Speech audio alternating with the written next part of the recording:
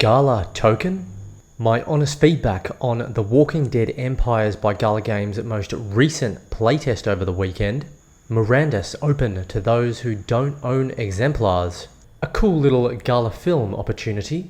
And some great feedback from an artist on Gala Music.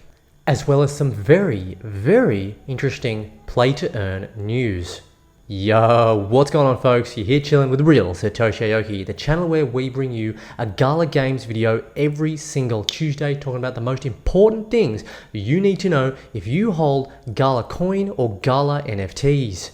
I entered the Gala Games ecosystem a couple of years ago after seeing Mirandus on a Brave browser and just thinking to myself, what on earth is that?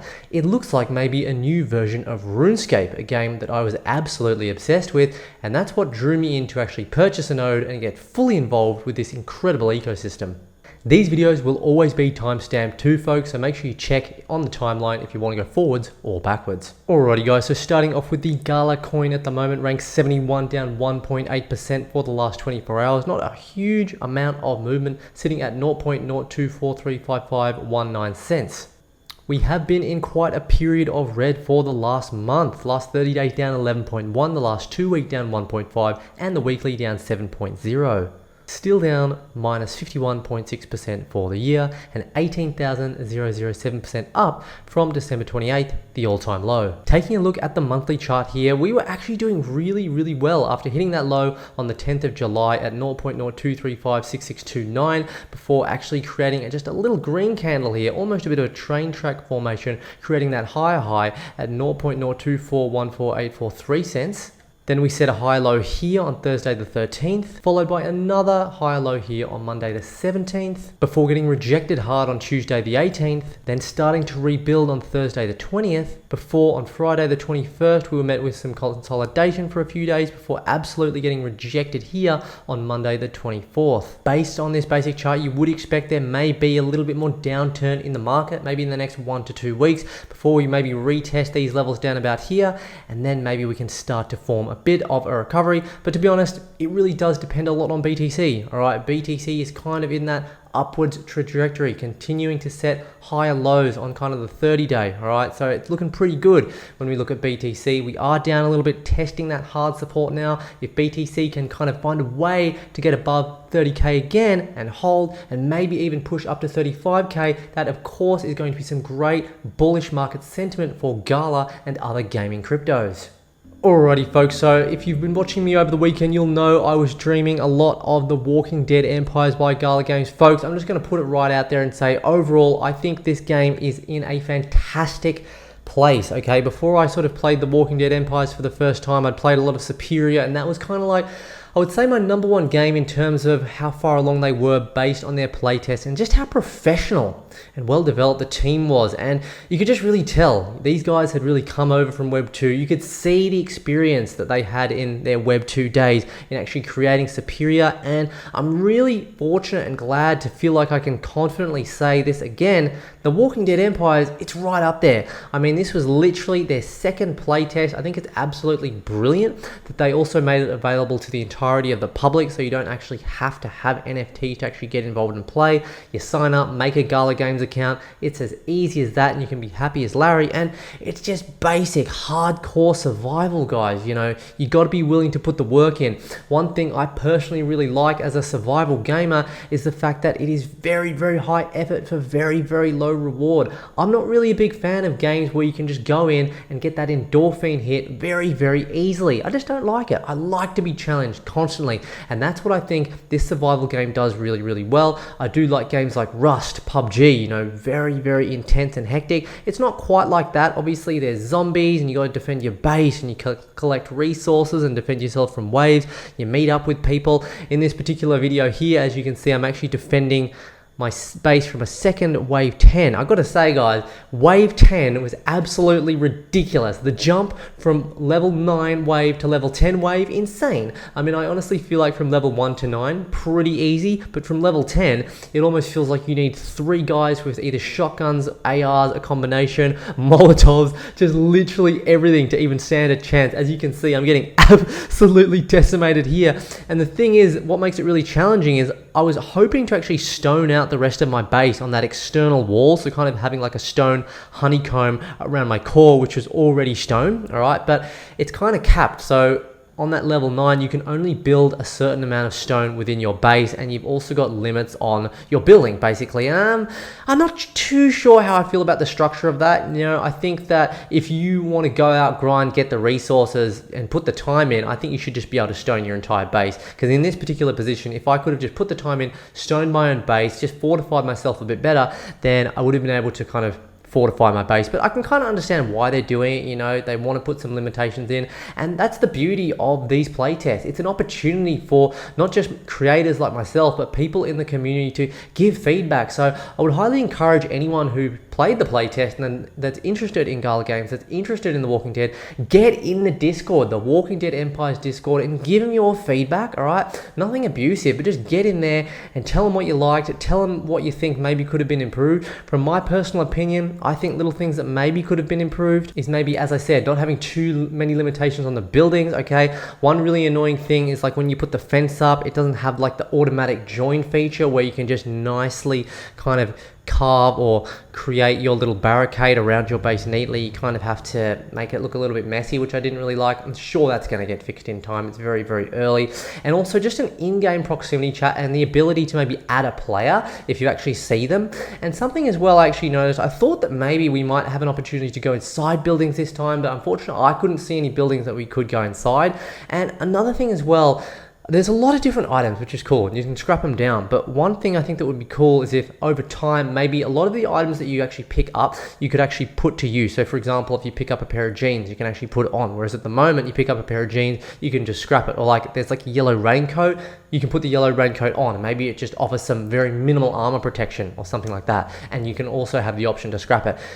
Obviously, that's like going to be maybe a long way down the line. But look, all in all, I just hope that Ember Entertainment continue to do a good job developing this game. I think it's absolutely brilliant that this can be played on Steam Deck, that it's going to be available on mobile. You can play it on PC. You know, I'm honestly really, really excited for the future of this game. I have picked up a few NFTs for this game as well. Not too many. Spent maybe $200 to $300. Bought them at kind of a low price. So feeling pretty happy, feeling pretty excited. They got Deadcoin as well, which has got some really cool in-game utility too. So yeah, feeling really positive, really optimistic about this game. I think all the guns are really good as well, all the different weapons and the upgrades, and there's a lot of depth when it comes to leveling up and the masteries and the skills and everything like that.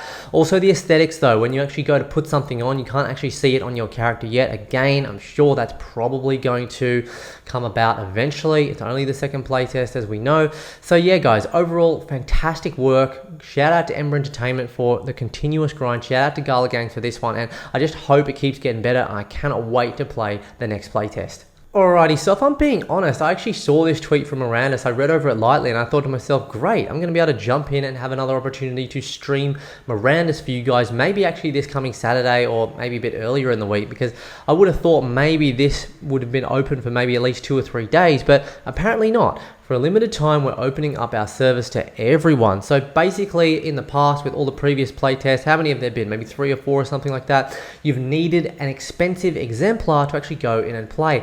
I don't personally agree with that. Like, I understand that of course the exemplars need to have their benefits, but I think the playtest should be open for everyone to experience and play. And within those playtests, I don't know, an example could be that the exemplars are the only one that can maybe earn MTRM or maybe GALA Token. Whereas if you're a free player, yes, you can come in and play for free, but you won't actually be able to earn in the game just yet. But you can get an idea of what the earning is. Or maybe you can earn, but it's kind of like a materium that's just for in-game, you know, and you can't actually trade it on the open marketplace, because otherwise, like, you know, it's just a little bit unfair and you're not really getting as much feedback as you should be getting. And that's what makes great games. You know, think about Call of Duty, think about Rust, think about Counter-Strike, you know, think about Dota 2, think about League of Legends. All these games are continuously evolving month after month after month. Their developers are constantly listening in hard to their communities, like for real. And I'm not saying Mirandus are not listening to the community, but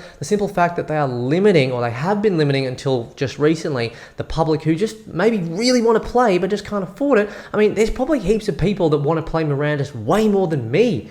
even, but they just can't afford to have an exemplar. I myself have a few dwarves and things like that, and I'm very pumped about it, but that's just the reality of it. Not everybody is in, you know, a good financial position, but they really love games. So from that angle, I'm not really a big fan, but I'm glad they opened it up. But it seems like they only opened it up for like 24 hours, because it goes ahead and says here, this tweet here was actually on July 21st, 2023, and then it goes to say servers will shut on Saturday 22nd of July, which would have just been the following day. So pretty short time, guys. Come on. I mean, maybe you could have at least had 2-3 days. I mean, I'm not sure if everybody would have just been available at a moment's notice. Like, we do have 9 to 5s, we do have jobs, families, commitments. So I don't know, maybe just slow down a little bit, unless there was a specific reason why you only had to have it open for 24 hours. I'm not sure what was trying to be achieved there, but, you know, it's a good step in the right direction. But I think, just to be fair to the public, you know, let them play for a week, people that don't have an exemplar. Get the feedback. You're going to benefit from that in the long run.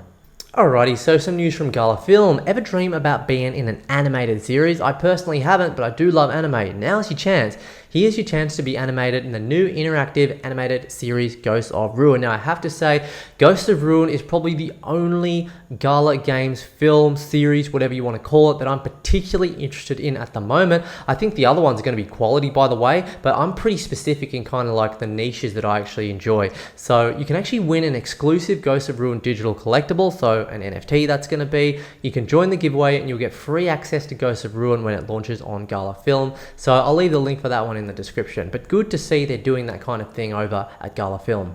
And really, really good to see here, this is retweeted from Gala Music, Monia Ashibi, okay? So I'm not too particularly familiar with her as an artist, but she has a pretty decent following at 6,886 followers, and it's great to see her feedback, an actual artist getting benefit from Gala Music, not just an idea that people are throwing out there, but something so much more. Well, this just shocked the F out of me, lol. It's my first time having a song reach #1 on Go Gala Music. I'm so grateful for all you. Thank you for listening to my song and buying my NFT. So absolutely fantastic that she hasn't been taken advantage of from like a big institution that doesn't give her a fair cut on a record deal or something like that. No, sounds like she's pretty happy. So this is a really good sign and a great thing to see.